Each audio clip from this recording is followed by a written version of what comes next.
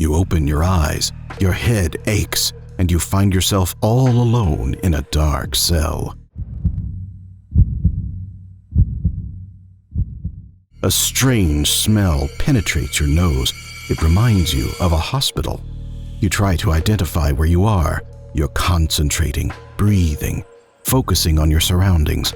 And then suddenly you hear footsteps. You snap out of it, and before you know, the cell door opens with a bang. The sudden light blinds you, and you feel a strong grip on your arm.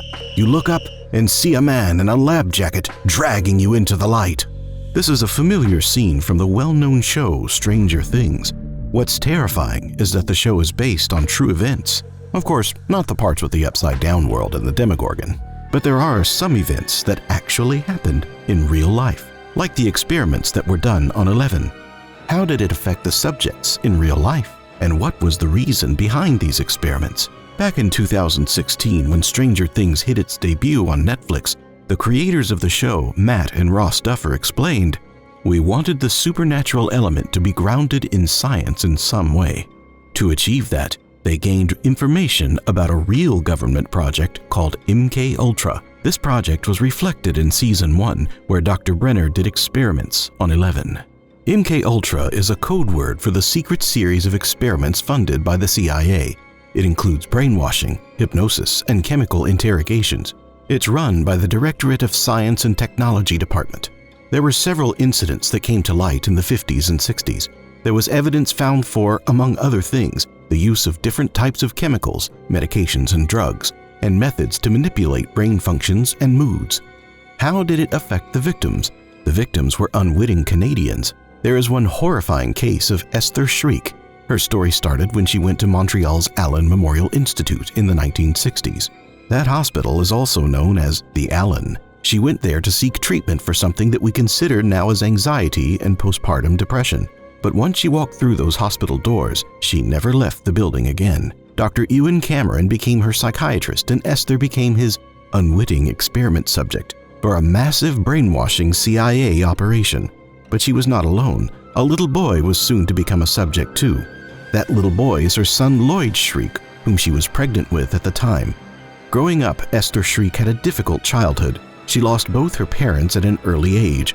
This resulted in being moved around in the care of relatives and foster homes. Eventually, Esther became a nurse at the Jewish Central Hospital in Montreal and got married to Haskell Shriek. Soon she gave birth to a baby girl, but unfortunately she lost her when she was just 3 weeks old due to a staph infection. Esther blamed herself for the death of her baby, so when she got pregnant the second time, she still felt the guilt of losing her firstborn. The medical report of the Allen shows that part of Esther's condition was identified as anxiety over losing another child. She received electroshock therapy, immense amounts of drugs, and so-called psychiatric treatments. Dr. Cameron was the first director of the Allen. His reputation was great. People described him as godlike. But his reputation also came to the attention of the CIA. 3 years after the CIA launched their project MK Ultra, they contacted Dr. Cameron.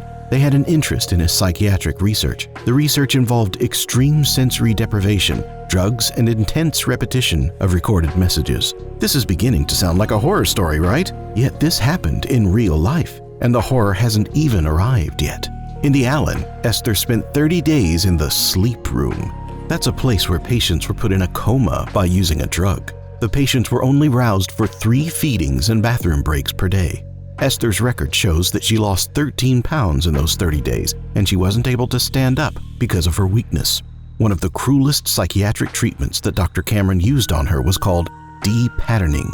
De-patterning is breaking down a patient's mind to a childlike state by using electroshock therapy and drugs. This way, the doctor would have a clean slate to work on the patient's mental health. He could then reprogram the patient, and reprogramming was done by playing recorded messages over and over again. He called it psychic driving. The patients heard the recorded messages for 20 hours a day, whether they were awake or asleep. Some patients would hear these messages up to 500,000 times. Esther's medical records showed that on March 12, 1960, she was completely de-patterned. She was mute, incontinent, and couldn't swallow properly. To do that to a pregnant woman or any human is just plain cruel. Her son Lloyd shared their story on the CBC podcast, Brainwashed. He has several news interviews and pictures describing what his family went through. He still has his mother's heartbreaking medical report. The hospital report from 1960 stated she had her 30th and last day of sleep on March 24th. They gave her all the drugs, about 4 or 5 barbiturates and amphetamines at the time. "It's crazy," said Lloyd. "I don't think it was fair to do that to a developing fetus." Now, why would the CIA fund this kind of research on humans? What could they possibly gain from this? They did this to gain information on their enemies. The idea of mind control has been revisited by governments during periods of time whenever there was fear and uncertainty, like during the Cold War. While MKUltra ended in 1963, the experiments on mind control continued into the early years of the 21st century.